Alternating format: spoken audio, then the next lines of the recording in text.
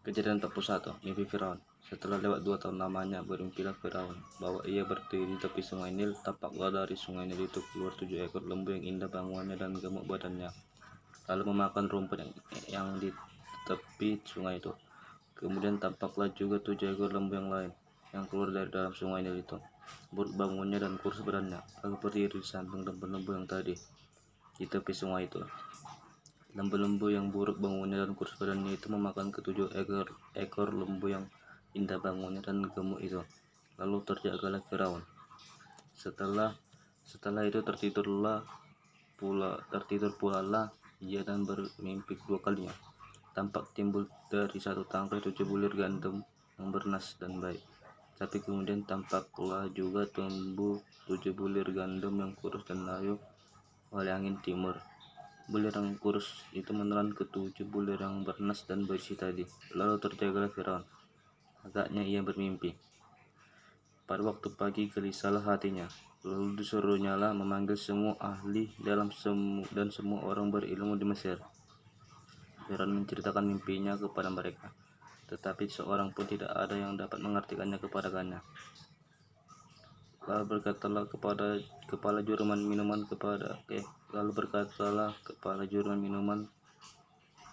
kepada Firaun, "Hari ini aku merasa perlu menyebutkan kesalahanku yang dahulu. Waktu itu tuanku Firaun murka kepada pegawai-pegawainya dan menahan aku dalam ruang pengawal istana beserta dengan kepala juru roti. Pada satu malam juga kan bermimpi. Aku dan kepala juru roti itu masing-masing mempunyai mimpi dengan artinya sendiri. Bersama-sama dengan kami ada di sana seorang muda Ibrani, hamba kepala pengawal istana itu. Kami menceritakan mimpi kami kepadanya, lalu diartikannya kepada kami mimpi kami masing-masing, dan seperti yang diartikannya itu kepada kami, demikian pula terjadi. Aku dikembalikan ke dalam pangkatku dan kepala juru roti itu digantung. Kemudian Firaun menyuruh memanggil Yusuf. Segeralah ia dikeluarkan dari tutupan. Ia bercukur dan berganti pakaian, lalu pergi menghadap Firaun. Berkatalah Firaun kepada Yusuf, "Aku telah bermimpi, dan seorang pun tidak ada yang dapat mengartikannya. Tetapi telah kudengar tentang engkau. Hanya dengan mendengar mimpi saja engkau dapat mengartikannya." Yusuf menyahut Firaun, "Bukan sekali-sekali aku, melainkan Allah juga yang akan memberitakan kesejahteraan kepada tuanku Firaun." Lalu berkatalah Firaun kepada Yusuf, "Dalam mimpiku itu, aku berdiri di tepi sungai Nil, lalu tampak dari sungai Nil itu keluar 7 ekor lembu yang gemuk badannya dan indah bentuknya, dan makan rumput di tepi sungai itu. Tetapi kemudian tampaklah juga keluar 7 ekor lembu yang lain, kulit pemalut tulang, sangat buruk bangunnya dan kurus badannya. Tidak pernah kulihat yang seburuk itu di seluruh tanah Mesir. Lembu yang kurus dan buruk itu memakan ke 7 ekor lembu gemuk yang mula-mula. Lembu-lembu ini masuk ke dalam perutnya, tetapi walaupun telah masuk ke dalam perutnya, tidaklah kelihatan sedikit pun tandanya. Bangunnya tetap sama buruknya seperti semula. Lalu terjagalah aku. Selanjutnya dalam mimpiku itu, kulihat timbul dari satu tangkai 7 bulir gandum yang berisi dan baik. Tetapi kemudian tampaklah juga tumbuh 7 bulir yang kering, kurus dan layu oleh angin timur. Bulir yang kurus itu memakan ke 7 bulir yang baik tadi. Telah kuceritakan hal ini kepada semua ahli, tetapi seorang pun tidak ada yang dapat menerangkannya kepadaku. Lalu kata Yusuf pada Firaun, kedua mimpi tuanku Firaun itu sama. Allah telah memberitakan kepada tuanku Firaun bahwa apa yang hendak dilakukannya. Ke 7 ekor lembu yang baik itu ialah 7 tahun, dan ke 7 bulir gandum yang baik itu ialah 7 tahun juga. Kedua mimpi itu juga sama. Ke 7 ekor lembu yang kurus dan buruk yang keluar kemudian maksudnya 7 tahun. Demikian pula ke 7 bulir gandum yang hampa dan layu oleh angin timur itu, maksudnya akan ada 7 tahun kelaparan. Inilah maksud perkataanku. Ketika aku berkata kepada tuanku Firaun, Allah telah memperlihatkan kepada tuanku Firaun apa yang hendak dilakukannya. Ketahuilah tuanku, akan datang 7 tahun kelimpahan di seluruh tanah Mesir. Kemudian akan timbul 7 tahun kelaparan. Maka akan dilupakan segala kelimpahan itu di tanah Mesir, karena kelaparan itu mengurus keringkan negeri ini. Sesudah itu akan tidak kelihatan lagi bekas-bekas kelimpahan di negeri ini karena kelaparan itu. Sebab sangat hebatnya kelaparan itu, sampai 2 kali mimpi itu diulangi begituan ke Firaun. Berarti hal itu telah ditetapkan oleh Allah, dan Allah akan segera melakukannya.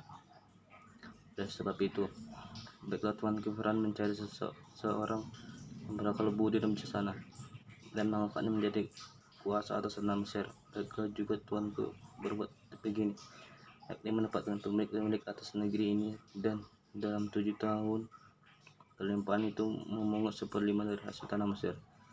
Mereka harus mengumpulkan segala bahan makanan dalam tahun-tahun baik yang akan datang ini, dan di bawah kuasa Tuhan ke Firaun menimbun gandum di kota-kota sebagai bahan makanan, serta menyimpannya. Demikianlah segala bahan makanan itu menjadi persediaan untuk negeri ini, dan ini dalam ke-7 tahun kelaparan yang akan terjadi di tanah Mesir, supaya negeri ini jangan binasa karena kelaparan itu. Yusuf di Mesir sebagai penguasa. Usul dipandang baik oleh Firaun dan oleh semua pegawainya. Lalu berkatalah Firaun kepada pegawainya, mungkinkah kita mendapat orang seperti ini, seorang penuh dengan roh Allah? Kata Firaun kepada Yusuf, oleh karena Allah telah memberitahukan semuanya ini kepadamu, tidaklah ada orang yang demikian berakal budi dan bijaksana seperti engkau. Engkaulah menjadi kuasa atas istanaku, dan kepada perintahmu seluruh rakyatku akan taat. Hanya takhta inilah kelebihanku daripadamu. Selanjutnya Firaun berkata kepada Yusuf, dengan ini aku melantik engkau menjadi kuasa atas seluruh tanah Mesir. Sesudah itu Firaun menanggalkan cincin materainya dari jarinya dan mengenakannya pada jari Yusuf. Dipakaikannya lah kepada Yusuf pakaian daripada kain halus, dan digantungkannya gelang emas pada lehernya. Lalu Firaun menyuruh naikkan Yusuf dalam keretanya yang kedua, dan berserulah orang di hadapan Yusuf, hormat. Demikianlah Yusuf dilantik oleh Firaun menjadi kuasa atas seluruh tanah Mesir. Berkatalah Firaun kepada Yusuf, akulah Firaun, tetapi dengan tidak setahumu seorang pun tidak boleh bergerak di seluruh tanah Mesir. Lalu Firaun menamai Yusuf Zafnat Pa'anea, serta memberikan Asnat anak Potifera Imam Dion kepadanya menjadi istrinya. Demikianlah Yusuf muncul sebagai kuasa atas seluruh tanah Mesir. Yusuf berumur 30 tahun ketika ia menghadap Firaun, raja Mesir itu. Maka pergilah Yusuf dari depan Firaun, lalu dikelilinginya seluruh tanah Mesir. Tanah itu mengeluarkan hasil bertumpuk-tumpuk dalam ke-7 tahun kelimpahan itu. Maka Yusuf mengumpulkan segala bahan makanan ke-7 tahun kelimpahan yang ada di tanah Mesir, lalu simpannya di kota-kota.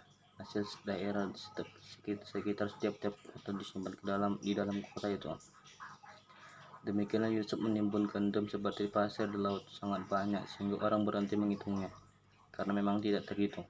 Sebelum datang tahun kelaparan itu, lahirlah bagi Yusuf dua orang anak laki-laki yang dilahirkan oleh Asnat anak Potifera Imam Dion.